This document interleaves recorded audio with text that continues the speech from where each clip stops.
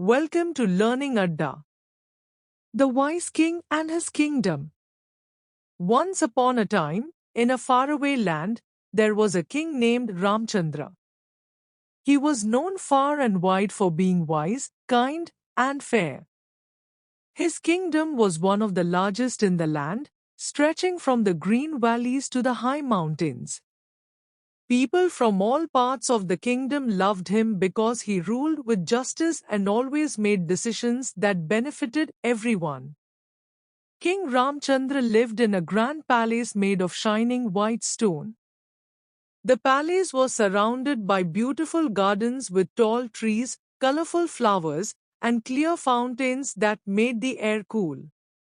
Every morning, King Ramchandra would wake up early, and before starting his day, he would take a walk through the gardens. As he walked, the birds would sing sweet songs, and the flowers seemed to bloom even brighter in his presence. The king loved nature, and he believed that just like his garden, his kingdom needed care, attention, and love to grow and flourish. One day, after his usual morning walk, the king sat down with his ministers. They were discussing the problems of the kingdom when a group of villagers came to see him. These villagers lived in a small village near the mountains, and they had traveled a long way to seek the king's help. "Your Majesty," said one of the villagers, "we come from the village of Ranpur, near the mountains. Our village is suffering because we don't have enough water for our crops.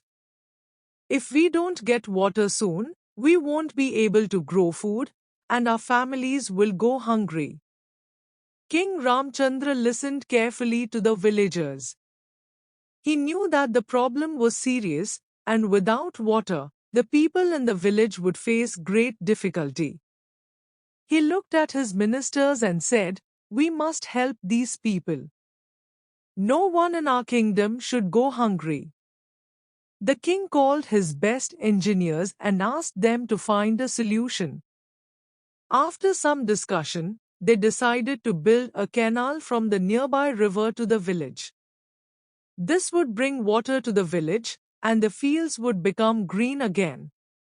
The king himself visited the village to oversee the work.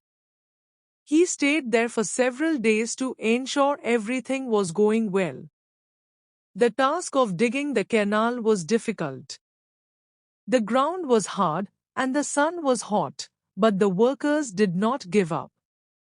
The king's presence gave them courage, and they worked day and night.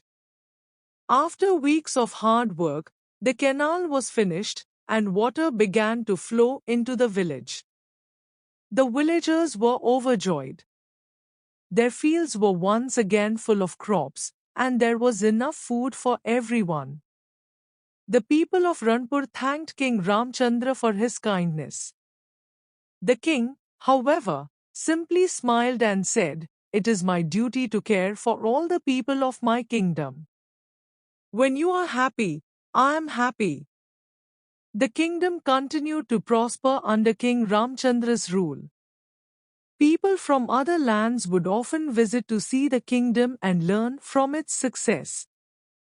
They admired the way King Ramchandra treated his people, and many rulers tried to follow his example. One evening, while the king was resting in his palace, he received a letter from a neighboring king. The letter was not friendly. It said, "I want to take over your kingdom. If you do not surrender, I will come with my army, and we will fight." King Ramchandra was troubled by the letter. He loved his people and his kingdom, and he didn't want a war. War, he knew, would bring destruction and pain, not just for his kingdom but for the other king's people as well. King Ramchandra was a man of peace, so he thought deeply about how he could avoid a battle. The next day, King Ramchandra sent a reply to the neighboring king. In his letter, he invited the king to come to his palace for a feast.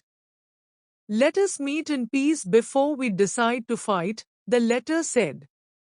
The neighboring king was surprised by the invitation, but he accepted it. He arrived at King Ramachandra's palace with his army. The soldiers stayed outside, but the king was welcomed into the palace with great respect.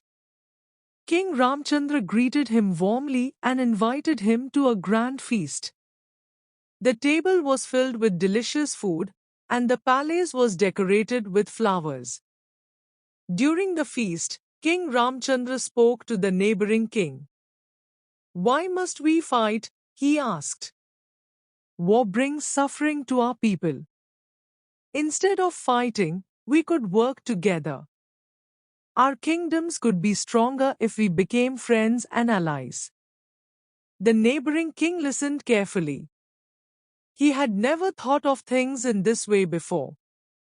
He had always believed that power came from conquering others, but King Ramchandra's words made him realize that true strength comes from unity and peace.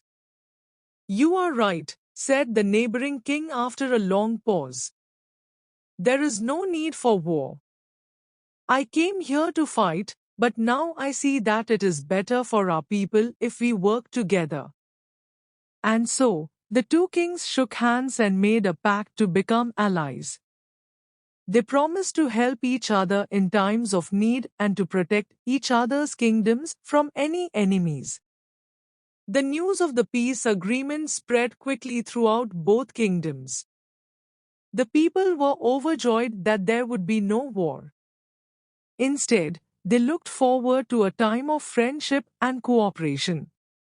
Both kingdoms grew stronger together, and the people lived in happiness and security. King Ramchandra's wisdom and kindness were remembered for many generations. His story was told to children in every village, and people would often say, "A wise ruler is one who brings peace, not war." The story of King Ramchandra teaches us that peace, kindness, and understanding are the greatest strengths a ruler can have. It is easy to fight, but it takes real courage and wisdom to seek peace. Thank you for watching.